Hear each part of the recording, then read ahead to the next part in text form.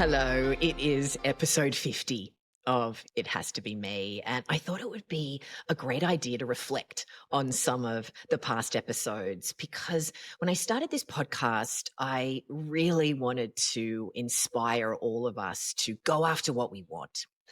And the thing that holds most of us back is fear. And so many of our guests gave so much fantastic advice about acting in the presence of fear and what they do to combat the fear that's within them and take action anyway, because we're all afraid of things. So, for those of you that are new to the podcast and haven't listened to the first 4 episodes, I opened with 4 solo episodes, just introducing myself and my story and my philosophy about life and my coaching style. How I work with clients. And in the first episode, Celebrate the Lessons, I just talked about how I see life in a series of it has to be me moments and celebrating every single experience, no matter what it is, and how it gives us the tools for the next experience. We listen, we learn, we grow within ourselves and in our relationship with others. And I talked about how fear and excitement activate in the same place in the body. It's just a different expectation of the outcome. So with fear, we buy into the idea that it's going to hurt us, be terrible, be humiliating, destroy us, set us back, whatever. And with excitement, we embrace and celebrate that it's going to be something that's going to serve us. So I don't know about you, but I have decided that I would rather regret what I did do as opposed to what I didn't do. So my favorite quote is the Nelson Mandela quote, I never lose. I either win or I learn. It's such a beautiful way to move through the world. So if we just start this episode with that premise that there's only winning and learning and that everything that happens serves us, we can't lose. So what are we afraid of? you know so the stories that we choose to tell ourselves matter, and I talked about this in episode 2. So are you telling yourself the I will story, or is it a collection of I can't, it won't work out stories? Do you see opportunities or do you see obstacles? Is your story a love story, or are you choosing to see a tragedy? And our stories are intertwined and it's a mixture of all the things, right? But we get to choose where we put our lens in any given moment. I don't believe in mistakes. It's just stuff we did. We're just a collection of choices. And if you intend to learn from it, then it was a good thing that it happened because it's taking you to the next better choice. I talked about this in episode 2 where the mess is where the magic happens. The mess is how we learn and grow. It's how we find out the answers and the solutions. It's how we figure out what the next it has to be me moment is. So celebrating the mess, celebrating the wins, the losses, the uncomfortable moments, and the triumphs.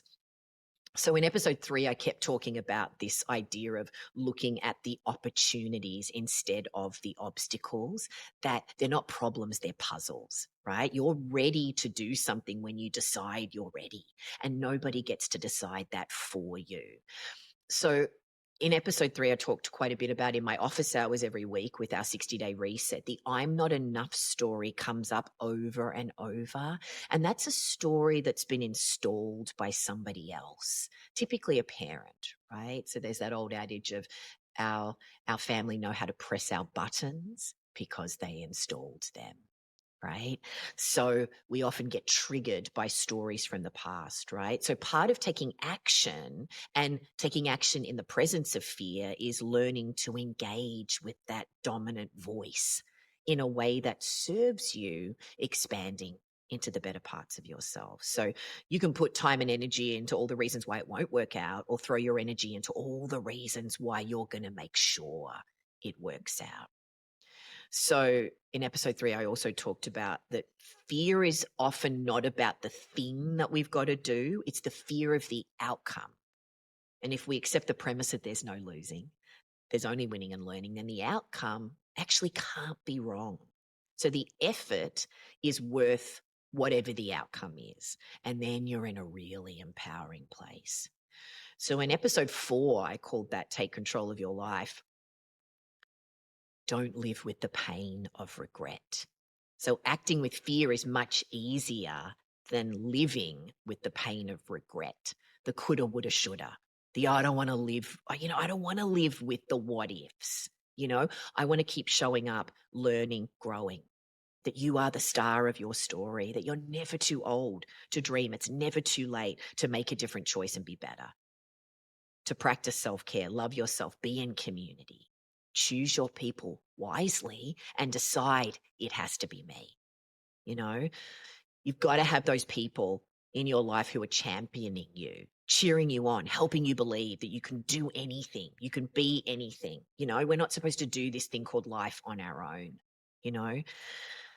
So when I was thinking about who my first guest was going to be, it was always going to be Amber Stott, the CEO and founder of Food Literacy Center in California. We talked about building the community solution that you want. So in that episode, we really got inside Amber's don't ask, don't get philosophy of taking risks, seizing opportunities. Her big thing that she learned from working in the nonprofit sector was ignore the no's and just focus on the next yes. And she was talking a lot about how she embraces failure and leverages the lessons that come with it. One of her closing statements was, "You'll never know unless you try. And the best time to start is today." And then when I interviewed Alex Gransbury, the CEO of Dream Farm, about turning problems into products, oh gosh, he had a lot of inspiring words about just seizing the day, taking life by the balls, right? His whole thing was impossible only means the solution is yet to be found. That everything is solvable if you put your mind to it and commit enough time and energy to it. That the more you train, the more you practice, the harder you work, the luckier you get. And he's all about creating your own opportunities and never giving up. One of the things he said in the close of our conversation was, I don't want to die with regret that I had an idea in my head and that I didn't get it out into the world. I don't want to die wondering what if. So his rallying cry to us was, do everything you possibly can to get every experience, try everything on. And Dr. Michelle Robin, who's the founder of Small Changes, Big Shifts, she was all about just defining success on your own terms and bridging the gap between where you are and where you want to be. Her call was, when in doubt, just take the next step in the gap. You don't need to know what all the steps are. And she's really big on listening to your inner voice, letting go of the expectations of others and knowing your medicine. That was one of my favorite parts of that conversation. She defines your medicine as the unique qualities and skills that you have and you share with the world. She was also talking about, she was giving us tools for saying the right yeses and the right nos in inverted commas. Her question to herself is, will this decision give me more joy? Will it bring more joy to my life or more joy to the people that I'm serving in my community? And when I asked her about, if you've got a dream in your heart and you don't feel like you have what it takes to make it happen, she was saying, if there's something that's tapping you on the shoulder day after day, month after month, year after year, that's probably something that you're supposed to be doing, that you want to be doing, that your soul is crying out for you to do. So listen to those taps and what action can you take, even if you're terrified, right? So the best way to let go of anxiety is to give to others, was her call. That really resonated with me, So many of these episodes, it's like a manifesto of how to deal with fear. When I spoke to Sharon Flynn, the founder of the Fermentory, about gut health, her whole thing is going with your gut, literally and figuratively, right? So how important it is to trust yourself in every part of your life. Trust your intuition and lead with your passion and creativity. Her rallying cry was, do what you're drawn to. That's what the world needs from you. And you may be terrified to put it out into the world, but work on what you love and invite others to celebrate it with you. And when I spoke to Kristen Kirkpatrick, she's a renowned dietitian from the Cleveland Clinic and author of Skinny Liver and Regenerative Health. We were talking about preventing and reversing fatty liver disease. So definitely check that episode out if you have fatty liver, which is literally 1 in 3, 4 people now. Her story really was an interesting one where she was a White House intern for Bill Clinton and then went on to do dietetics later in life, you know. And her thing was try things, try different things and celebrate every version of yourself. Give yourself permission to do that. And that helps you get clear about the thing you want to be doing right now. And you can change your mind if you want to. She said you can go through so many different versions of yourself. Eventually, you're going to land on who you're meant to be. And sometimes you've got to go through all those different versions to figure it out. And when she said, when the view doesn't change, you can't necessarily grow. It's the stuff that makes you uncomfortable, where you're forced to learn about something that you didn't know before that really stretches you and helps you expand. That idea of, you know, if you're not the lead dog, the view never changes. And you've got to be the lead dog in your own story, right? When I interviewed Nick Pigeon, she's a positive psychologist. Oh gosh, there were so many mic drop moments about fear, happiness, all these different emotions that we experience and we identify with when we can have a detachment with these things. It was a really interesting conversation. She was saying, direct your mind to what you want as opposed to what you don't want.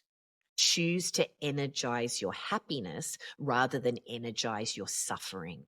And when you buy into the fear, as opposed to the excitement, we're energizing our suffering in the moment when we don't need to be, right? She says, name and claim your fear so it ceases to have power.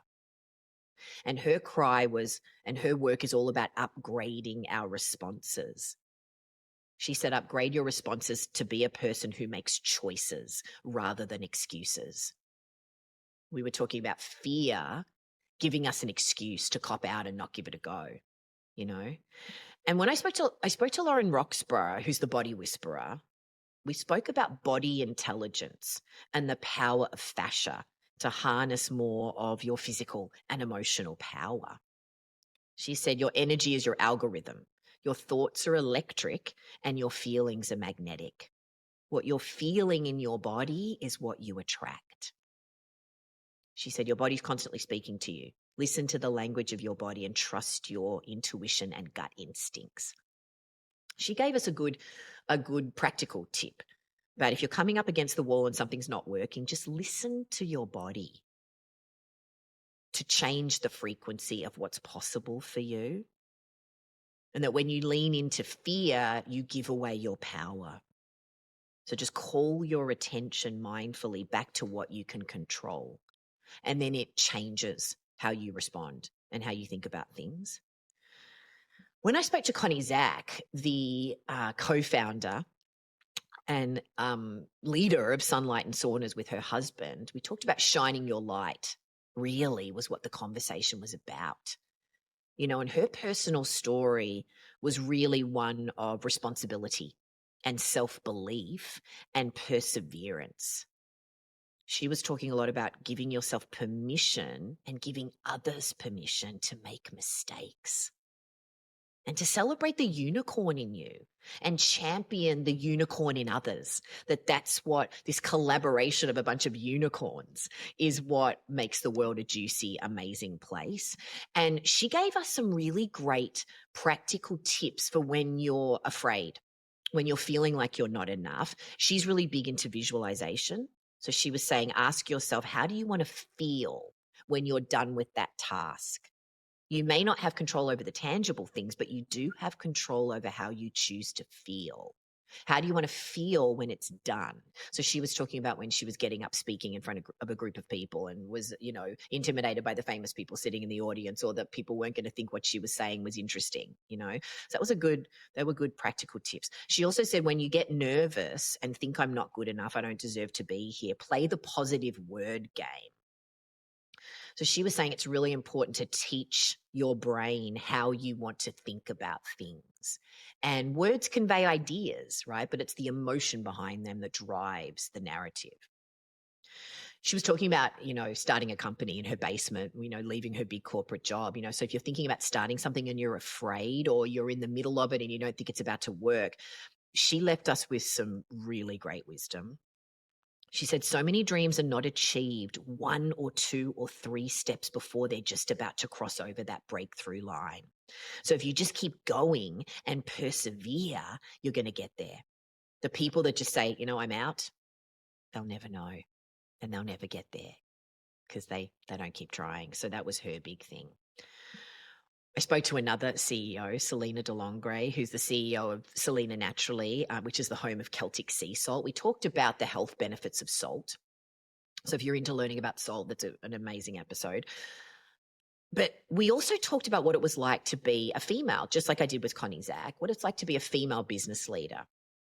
And so she talked about how she does a SWOT analysis with every decision, assessing the strength, the weakness, the opportunities, and the threats.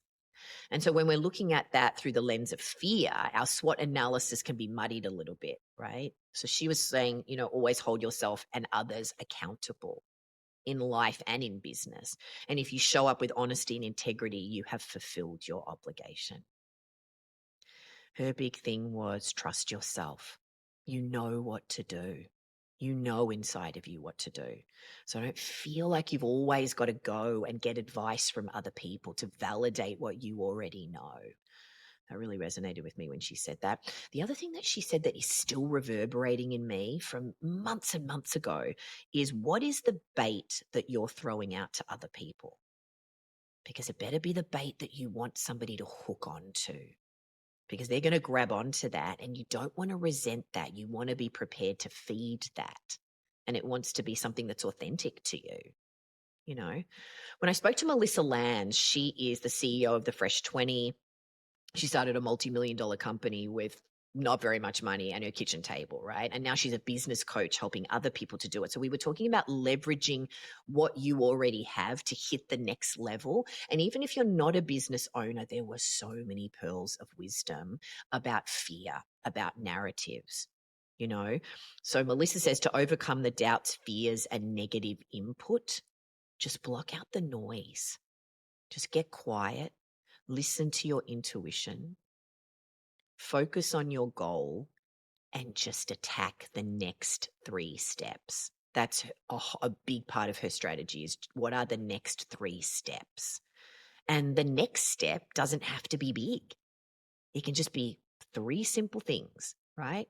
I loved it when she said, you've got to be willing to do the nitty-gritty things to get things done. As a launch pad to make the big, it has to be me choices, right?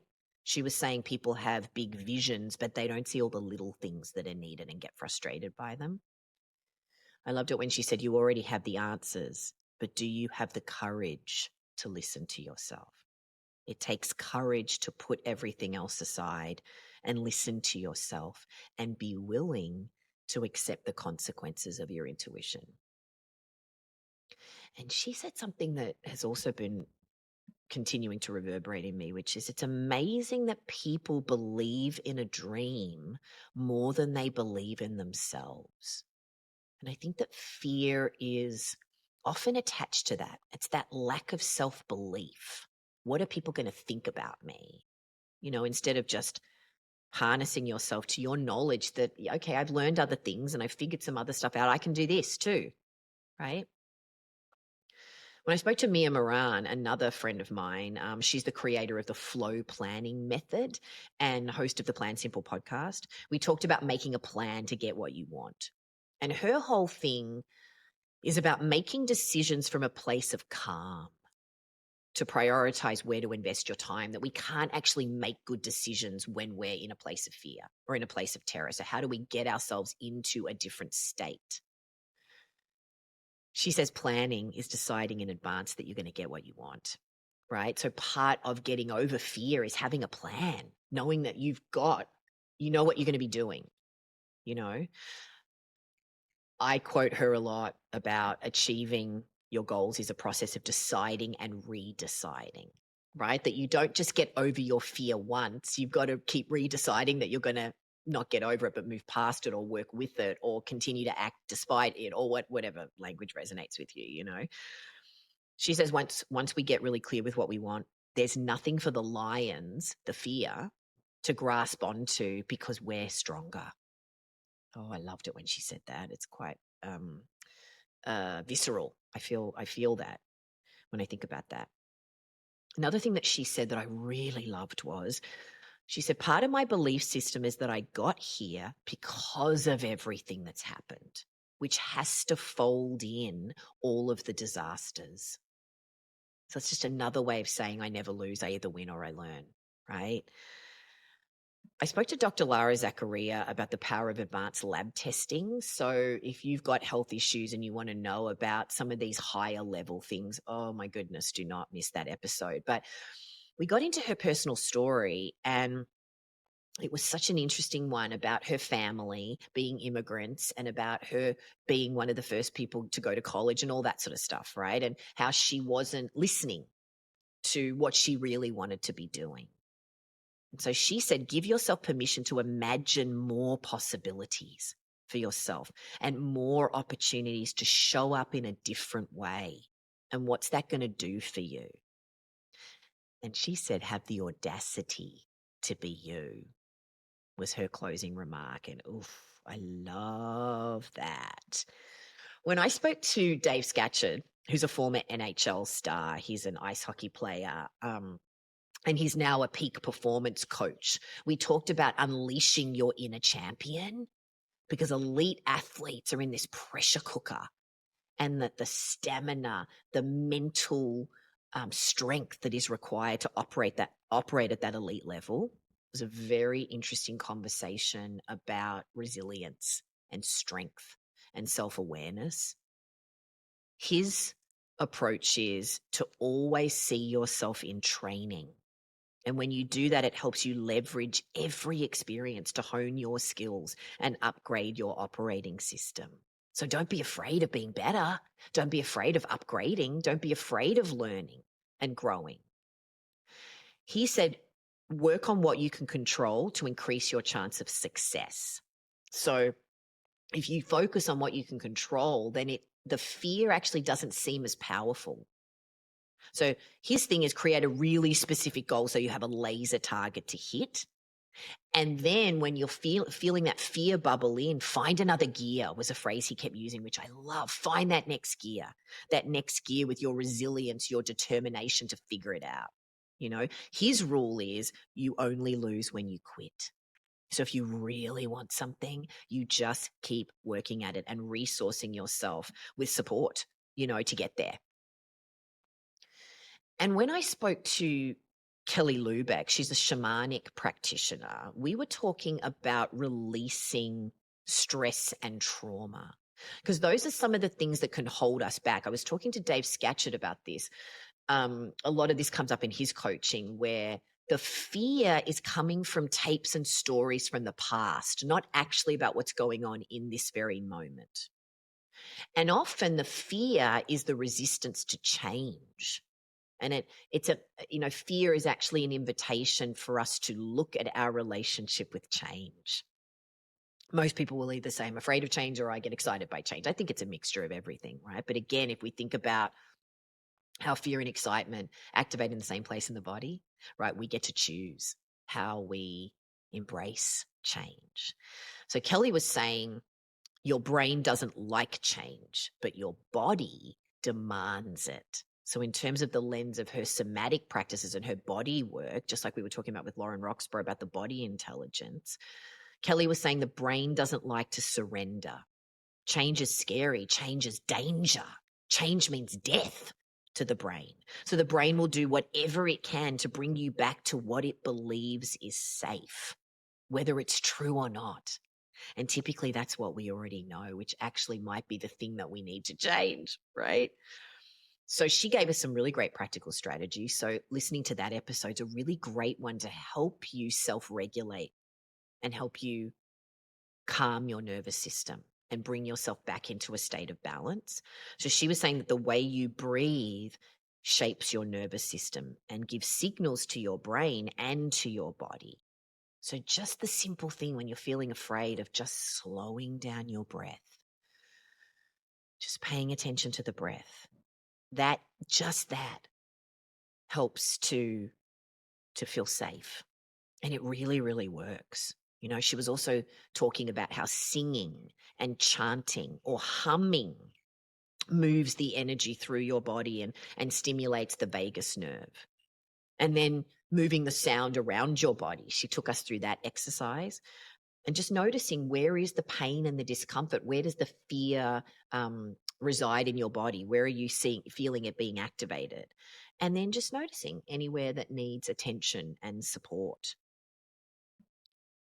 She was saying, when you need to calm yourself and meet the moment of dysregulation, notice what your body is asking for to shift the energy. Do you need to move? Do you need to shake it out? Like animals do. Dogs shake it out, right? When they get a flea or something annoys them, right? Do you need to make a sound? Do you need to cry out? Giving yourself permission to do that.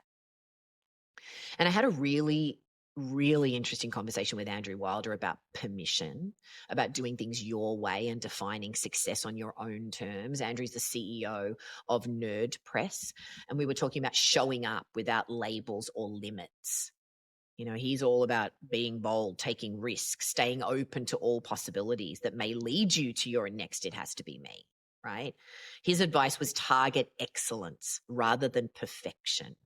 Collaborate with others, make decisions that align with your values and your mission. I think a lot of times the fear comes from, we want to get it right. We want to get it perfect. We don't want to be embarrassed. We don't want to make a mistake. Well, we're going to make mistakes, right? And that's how we learn. My biggest lessons have come in my so-called failures, mistakes, humiliations, embarrassments, right? Because you don't forget them, right? I call them gifts wrapped in dog shit, right? You do not forget the painful lessons, the smelly ones, the uncomfortable, the embarrassing ones, right? So they're gifts. They are gifts when we can get past those uncomfortable feelings, right? Andrew's thing was try everything to feel and find what your passion is. Just showing up and having conversations can lead to opportunity. So sometimes all you've got to do is just show up and listen, present yourself, right? It's not even a big thing, right? His thing about combating fear was just go with your intrinsic motivation. Like, what gets you up in the morning? What lights you up? What sets you on fire, right? His dad encouraged him to try anything and everything. When Andrew said, there's always going to be a bunch of paths in front of you, and go down the paths and see what sticks and what you like. He said walking down a path isn't actually a huge commitment. It feels like it is, but it isn't. And we actually get to change our minds if it's not the right path. So often with fear, we have this notion that the decision we're about to make, it just has to be forever. And it's set in stone. And we can't roll it back. We can't change our minds. We can't pivot. We can't recover. But we can. So Andrew was talking about success, and he was referring to this diagram, which was great. It was a little cartoon with two panes. And on one side, it says what people think success is. And it's just a graph of a straight diagonal line going up with an arrow. And then the pane next to it says what success really looks like. And it's a squiggly line going all the way around. I mean, it's just basically a hot mess, right? Until finally you reach the top corner. So his thing was celebrate the mess. And that if you're constantly comparing yourself to others, you're only seeing that straight line of what you think their life and their success or their expectations look like. And actually theirs is just as messy as yours, right? And again, the mess is where the magic is. I had a really fantastic conversation with Heather Maguire, who is an intuitive wisdom coach, about intuition and trusting your intuition. And I was asking her about how we differentiate between fear and intuition. And we often confuse those things, right? So we got a lot of really great practical tools for her in that episode about how we can tune into the messages from our internal guidance system and connect with our resilience to help leverage our experiences and act in alignment with what we want. So Heather defines intuition as knowing something without knowing how you know it. So when I asked her about the fear and the intuition thing, she said, we often make decisions based on fear that we confuse with intuitive hits. But intuition feels completely different than fear. So just noticing the difference, right? So she was saying intuition is generative and warm and supportive. That's what it feels like. It comes in a flash of knowing and understanding that just feels right. Even if it's scary, it still feels right. So when something feels right, it's like a feather that kind of gently settles to the ground. There's a lightness and an ease about it. But with fear, it feels quite different, right? Fear tends to have a judgment and a bite to it, and it rarely says anything positive, right? Whereas intuition feels completely different. Heather said something that's really stuck with me. She views miracles as not something that are bestowed on us that we have no control over. She defines miracles as a shift from fear to love. And so we actually have the power to create miracles every day and recognize them. So if you train yourself to watch out for them, the more you see them everywhere and you can take advantage of them and enjoy them, right? And that changes how you feel and how you respond to others and how they respond to you, right? I loved what she said about fear. You don't have to do all the work. You know, what the universe can cook up is so much more powerful than anything you can create on your own. So just surrender to the fact that there's collective creation. There's other forces that are maybe not trying to destroy you and help you fail. They're actually helping you make space for the magic. And that fear, another way to look at fear is that it's discernment. It's discernment. Your discernment kicking in saying, do you really want this? Do you really want this? Because if you really want it, you will act despite the fear. Courage is not the absence of fear, it's taking action in the presence of it, right? She's got this amazing inner pickle checklist. So if you go to her episode at ithastobeme.com, you can download that for free, right? It just walks you through a series of questions, right? It teaches you what fear looks like and sounds like in your body. And she was saying sometimes there's these little kernels of reason, but a lot of times it's so catastrophic and ridiculous when you really listen to it, right? So the checklist helps you energetically shift from fear into intuition. She said something in the close of the episode was, I can imagine my life in a million different ways. So I like change. So she sees change as infinite possibility. So that's a really great way to look at change when you're afraid of it, right? Speaking about change or about fear or interactions with others, oh gosh, do not miss the episode with Ben Baker. He is a very well-known photographer who has photographed the last 5 sitting presidents in the White House and so many world leaders and famous people from, Obama, Bush, Clinton, Trump, everybody, to Tony Bennett, Oprah, Warren Buffett, you name it. Just, you think of a famous person, he's photographed them. He gave some really, really great ideas and insights about discipline and preparation and how that helps you hold your fear about a situation. And he shared some really amazing vignettes of working with legendary photographers like Annie Leibovitz and Harry Benson, who took the famous photos of the Beatles with the pillow fight, and Mark Seliger, who took so many of the iconic Rolling Stone covers. Annie, has taken so many iconic photos that we know and love.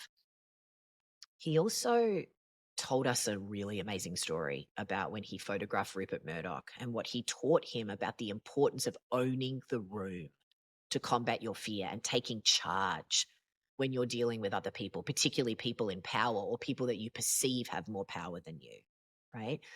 He was talking about when you're in a situation, a pressure cooker situation, about the art of slowing down the environment and how to keep people in the room and engaged with you so that you're not afraid of them. You find that in with them. Like his whole thing is he constantly asks questions to find that common ground so that you're not afraid of each other. You build a certain level of trust so that you can interact in a really meaningful, authentic way, right? He was talking about how everybody wants to get to the end and they're in a rush to get to the solution, to get to the winning, to get to the delicious bit or whatever it is, right? he was saying take the steps, that the ladder has steps on it for a reason, not to slow you down, but to give you a chance to absorb it all. That really continues to resonate with me.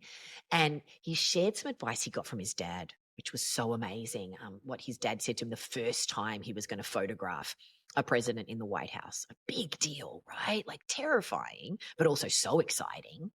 And his dad just said, can you just do one thing for me? Can you just have a good time? Can you just have a good time? Have fun. Even if you screw it up, even if it's a disaster, at least you'll have a memory of having fun, right? So his cry to us was enjoy the moment. You don't ever get it back again, right? So stay in every moment, even if it's uncomfortable. What are you going to learn from it? How can you make it fun? How can you make magic with it? And when I spoke to Steve Valentine, who is literally a very famous magician in the world, he's also an actor. You may know him from Crossing Jordan and a lot of other series. We were talking about how magic reignites our childlike sense of wonder and play, helping us believe that anything is possible. So going back to what Heather was saying about the miracles, we want to be seeing the miracles and the magic in our lives every single day, right? And believing that anything is possible, choosing to believe that, right? Steve's story is, again, like so many of these people we're talking about, is about taking bold risks. And what they all have in common too is the belief in themselves. They have fears, they have doubts, just like us. But choosing to tether themselves, choosing to tether himself to this belief in himself is what is going to get him fired up, right? His whole thing is step outside of your comfort zone and deliberately transcend what you think you're capable of. Shock yourself with what you're capable of. Don't be afraid of the outcome of what you haven't even tried yet, His whole thing, if he's scared about something, well, why not me? Why not me?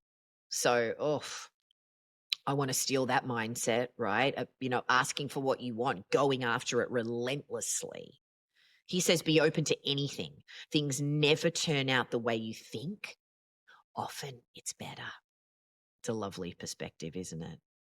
And his thing was, again, like Connie Zach with the unicorn, he was talking about lean into what makes you different. Your uniqueness is your superpower. Don't be afraid of it.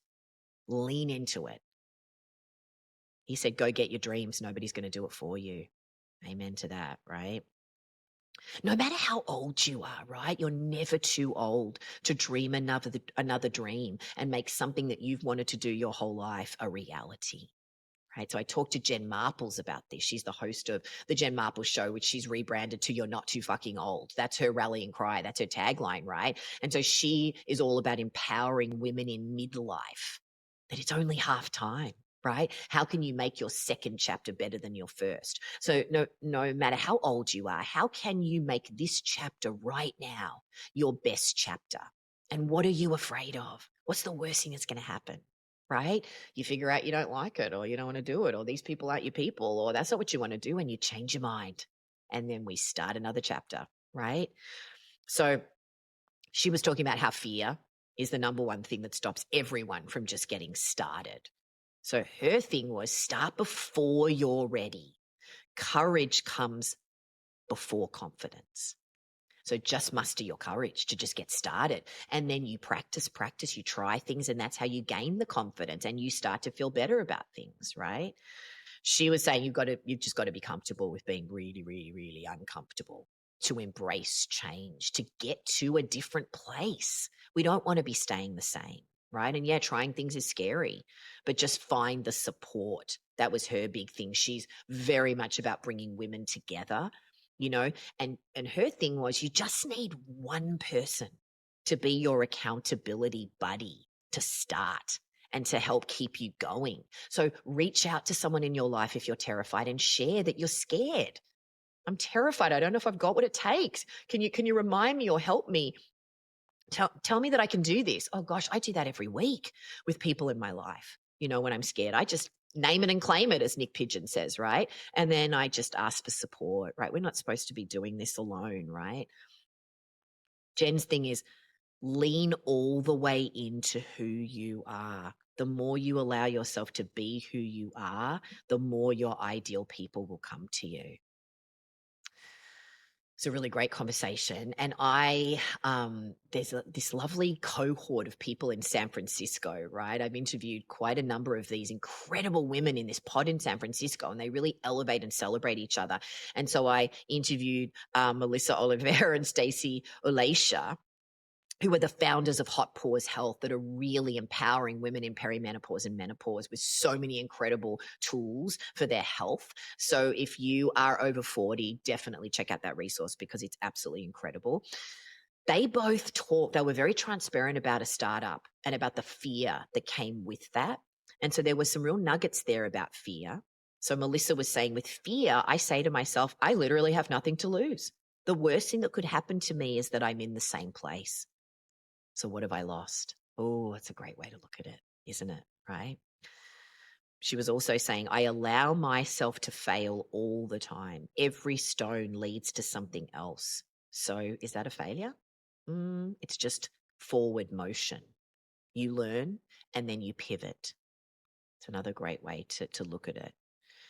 She was saying there's no such thing as failure. It's a journey. And if you're going forward, that's all that matters. So don't be afraid of failing because it doesn't mean anything unless you assign it that definition. So it's actually only a failure if you call it a failure, if you choose to see it that way. And if we embrace the Nelson Mandela quote of I never lose, I don't fail, I either win or I learn, then it's not going to be a failure, right? Because it's going to take you to that next, it has to be me, and you're going to be stronger and more resilient because of it.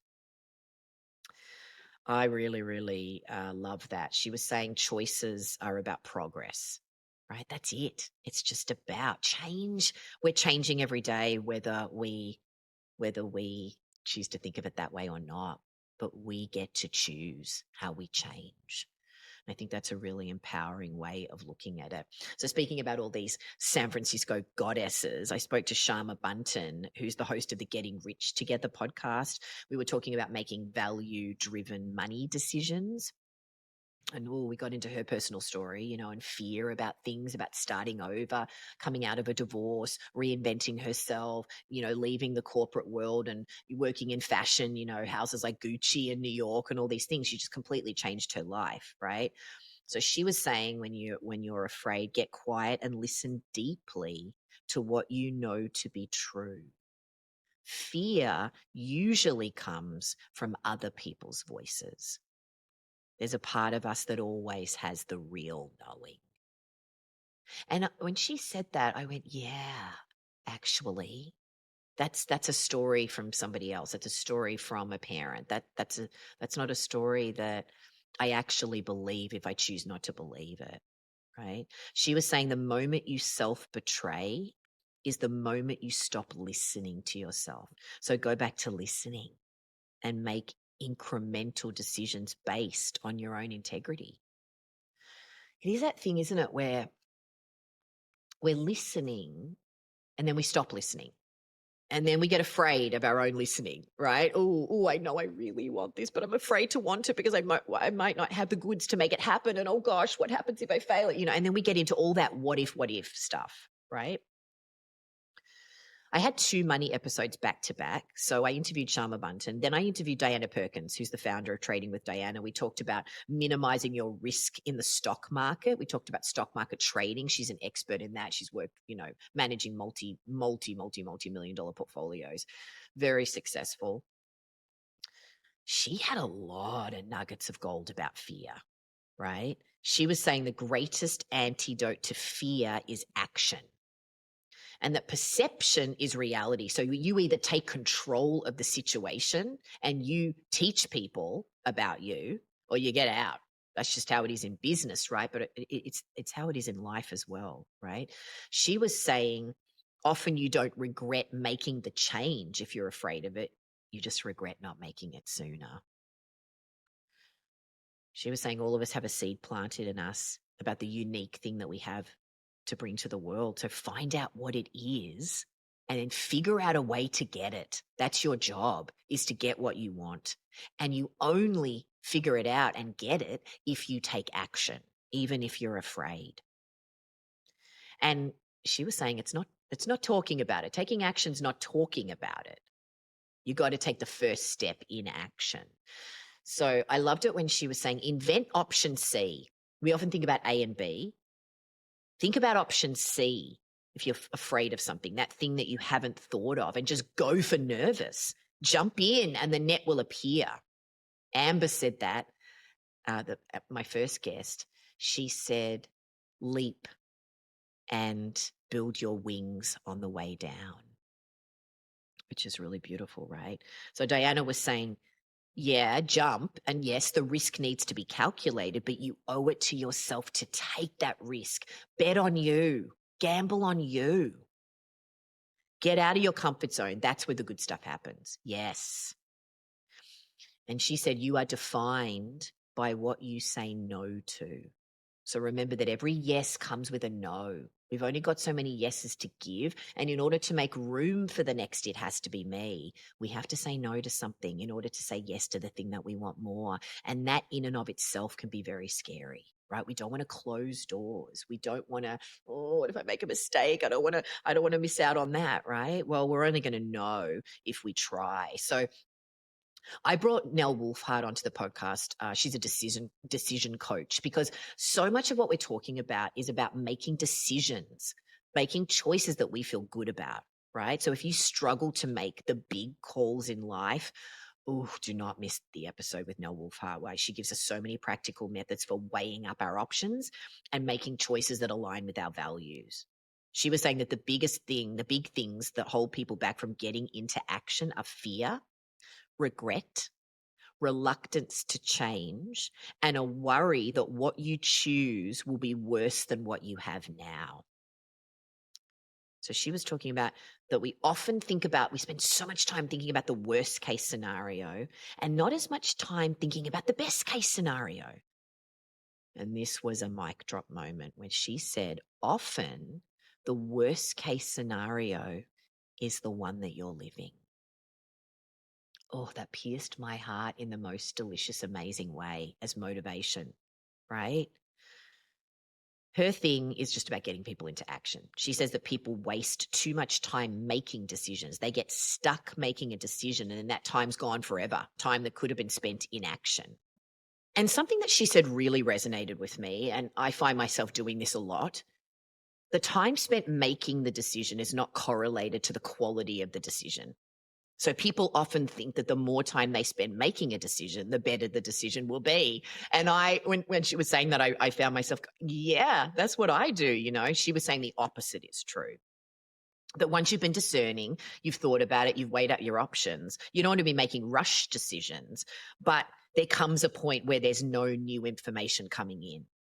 So her strategy was, you give yourself a time frame to make a big decision that you're worried about, you're afraid of, and then you cut that time in half. And that's what she helps people do as a decision coach. She said you're not always ready to make the decision, but often you're way past the point of being ready.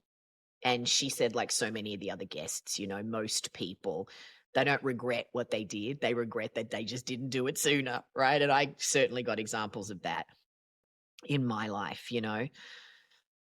She also said, when making a decision that you're afraid of, that you're unsure of, it's helpful to step back and zoom out and look at the actual facts of the situation, because often we're focusing on all the terrible things that might happen, and they're actually ridiculous. They're nonsensical. They're just things that would just not happen, right? And I find myself going into all this spiraling too when I'm thinking about things, right?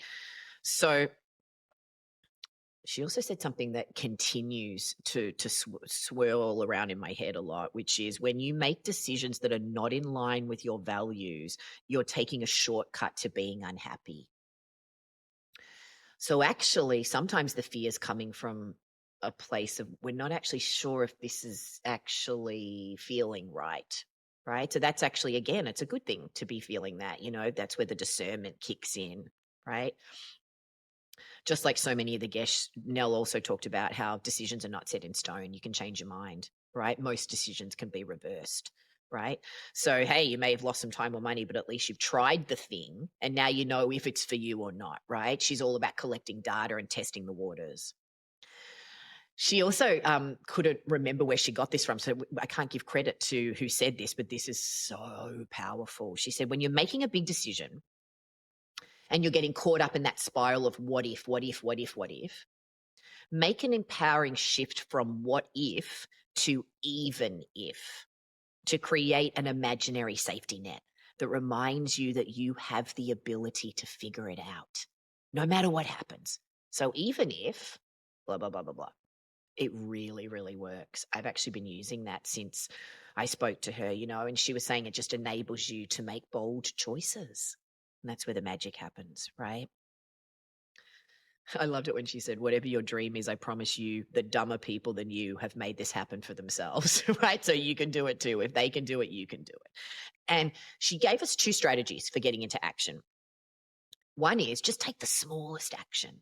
Even a little bit of action is better than no action. And then for other personality types or at other times in your life, she said, take the biggest possible action you can think of towards your goal. Get your courage up for 1 hour and take a big irrevocable step forward and just see what happens. Then you forced yourself to follow through on what you're thinking about, right? You forced yourself to do it. Or you don't take any action and you can maybe have another 6 months of agonizing and worrying and being sure and wasting time and not having any data about whether it would have worked or didn't work or can work or whether it's right for you or you like it or whatever. So her thing is do the hard bit now, mustering your courage and getting it done. Do the hard bit now so you can get to the good bit sooner, which is having the data, the knowledge, right? Yeah, it's just good stuff, right? I mean, just from all of these people. And when I interviewed Sarah Kennedy, the CEO of CaloCurb, about a natural alternative to GLP-1 injections. So if you are on Ozempic or any of these GLP-1 injectables and you don't want to be, or you want to explore a natural alternative, or you want to titrate off of it and not have the rebound effect and maintain your weight loss, or it's an natural appetite suppressant that helps with food cravings, and you can use it sporadically whenever you want to. It's a really great episode filled with just the science behind this product. It's extraordinary. It's a game changer in the space. But this woman, she is a generator. She just makes things happen. She's extraordinary. And she was saying about fear, believe in yourself, be kind to yourself, and always look at things with a childlike wonder and think, wow, this is fun. It's a great way to think about things, right? It's kind of going back to what Steve Valentine was saying about buying into the magic of your own life and the magic that you're able to generate and just having fun. Going back to what Ben Baker's dad said, right? Just have fun. Like we're supposed to have fun. We're supposed to be feeling good and learning and right. And yes, it feels uncomfortable sometimes, but we want to have a mixture of everything, right? And if we stay in that analysis paralysis and that place of fear, we'll never know, right? And then, we'll have the regrets about what we didn't do, coulda, woulda, shoulda, right? When I spoke to Svetlana in the last episode, Svetlana Kazantseva, the founder and CEO of Strawberry Health, we were talking about convenient at-home hormone test kits, which is really changing the game for women to learn about their hormone health, right, and discover if they have underlying issues. It was a really interesting conversation. But one of her superpowers is being able to pivot and change and adapt and try different things, right? So she started a company when she had a newborn baby, a toddler, during the beginning of the pandemic when she'd moved to a new country. It's just seriously ballsy, right? She was saying, if you have a dream and a passion and you see a problem out there, you are the person to solve it. If you already see it, you've already decided it, right? Who else is going to make it happen in exactly the way that you would, right? She said, put your work where your heart is. I would say put your thoughts where your heart is, put your feeling, right? So I'm just really excited about the next 50 episodes, the next 250 episodes, where we get to just glean all of this wisdom and knowledge about all kinds of different things in the world, but about how we can combat our fears, tap into self-love, make decisions that are in alignment with our values, and go after what we want. You know, this is not a dress rehearsal. I'm an actor in part of my life as well, so I love acting analogies. This is not a dress rehearsal. This is the performance, and we are the leading star in our story. The golden rule of improvisation is yes and. No but has no place on the stage. It's always yes and. You accept every offer and you throw it back, right? You see what you can do with it. You don't block anything, you know? Um, every experience gives you the tools for the next experience, and every experience is an invitation to return to self and to know yourself better. And the better that we know ourselves, the more empowered we are to respond as adults rather than be triggered by our childhood woundings and stuff. I spoke to Crystal Jenkins about this. She's the director of teacher training at the Hoffman process. So that's a really juicy episode to listen to. If your limiting beliefs are holding you back in life, like where were they coming from? Oh gosh, there's just so many episodes that I could talk about. But thank you so much for listening. Starting a new podcast was scary. It was, right? And there's millions of podcasts, that and so many different ways that you could be spending your time right now. But thank you for listening. It really encourages me, inspires me to keep going. And I love seeing your reviews on Apple and Spotify, getting your messages, seeing what you post in the Facebook group. I'm very, very grateful for you. So, leave a review, post in the Facebook group, and let me know what resonated with you from this episode. I want to hear about your It Has to Be Me story. So head on over to ithastobeme.com/stories to share it in our free community. You can also join the conversations we're having about this episode and others. I'm Tess Masters. Join me next week and we'll dive inside another great story to help us go from dreaming to doing.